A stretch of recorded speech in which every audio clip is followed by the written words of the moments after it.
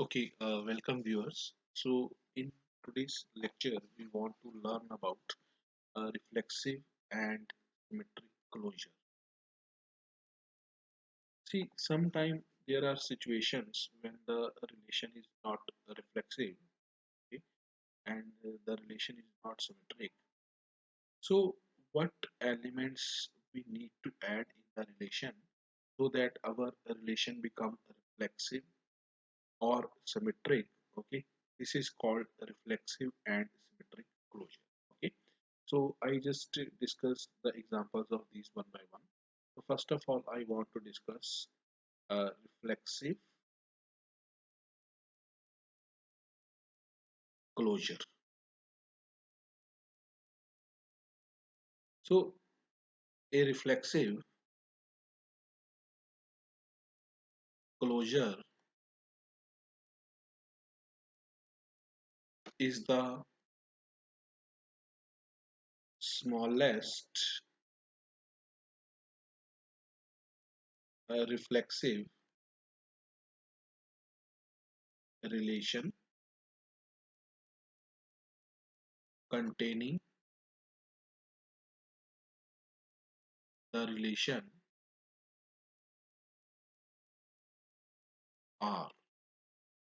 Mean whenever you form a reflexive closure, okay, then that new set always contain the relation. Okay, by that I mean that relation is always the subset of reflexive closure. Okay, this is the notation I'm using for the reflexive closure of the relation. Okay, so for example, suppose we have set 1 2 3. Okay, and suppose we have this relation where we have 1 comma 1, 1 comma 2, and suppose 2 comma 3. Okay, so clearly this relation is not a reflexive relation. Okay, so clearly the relation is not reflexive. Okay, why it is not reflexive? Because we have 2 in the set A, but 2 comma 2 is not in the relation, and we have 3 in set A, and 3 comma 3 is not in the relation. Okay? So clearly the relation is not reflexive, but we can make it reflexive by adding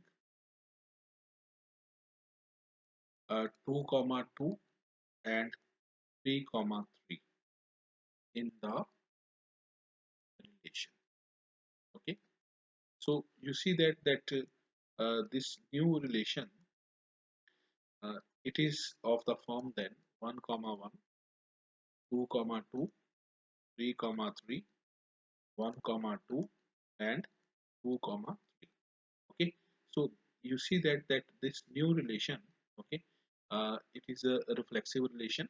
Okay, and it contains your relation R. Okay, mean clearly R is a subset of R superscript R. Okay, clearly R is a subset of R superscript R.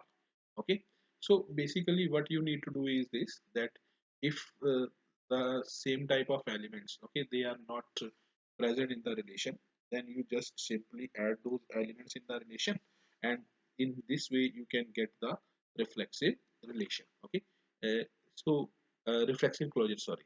Okay, so we solve one more example.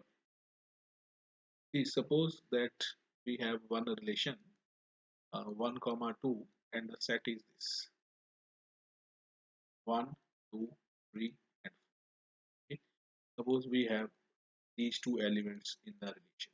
Okay, now how can I find the reflexive closure of this? Okay, it is very easy. You see that we have 1 in the set A, but 1 comma 1 is not in the relation, so add it. We have 2 in the set A, but 2 comma 2 is not in the relation, so add this element also. We have 3 in the relation, but 3 comma 3 is not in the relation, so add this. we have 4 in the relation, we do not have 4 comma 4 in the relation R, so add this also. Okay, so now the this is the reflexive closure of relation R. Okay. Now next we want to learn about symmetric closure. Okay. Symmetric closure.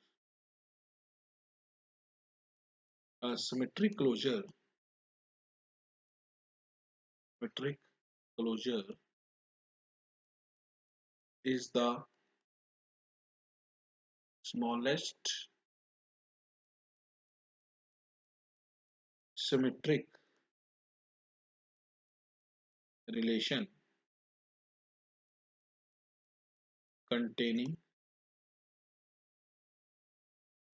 R. Okay, mean if your R is a relation which is not symmetric and you add certain elements in your relation so that it becomes symmetric. Okay, so this is called the symmetric relation. Okay, for example, suppose we have set 1, 2 and 3. Okay, and suppose we define a relation 1 comma 1, 1 comma 2 and 1 comma 3. Okay, see clearly this relation is not symmetric because 1 comma 2 is in the relation but 2 comma 1 is not in the relation. Okay, we have 1 comma 3 in the relation, we do not have 3 comma 1 in the relation. So what we do for finding the symmetric relation, we find the inverse of our relation. Okay, so find the inverse of the relation. Okay, so interchange the position of these elements. Okay, interchange the position of these elements, becomes 2 comma 1. Interchange the position of these elements, this becomes 3 comma 1. Okay, now what you do in order to find the symmetric closure, you just take the union of R and R inverse. Okay, so you see that what elements do you have in R? We have these elements. Okay, and what elements do we have in R inverse? We have these elements. Okay, so we take the union of these elements. So write 1 comma 1. Okay, only once. Okay, because it is present in both the set, but in set we cannot repeat the elements, so write it only once. Okay, next we have 1 comma 2. Next we have 1 comma 3. Next we have 2 comma 1. Next we have 3 comma 1. So this is called the symmetric closure of the relation R. Okay, so by using this formula R union R inverse, you can find the symmetric closure very easily. I hope you people have understood it. More about it will be discussed in the next video lecture.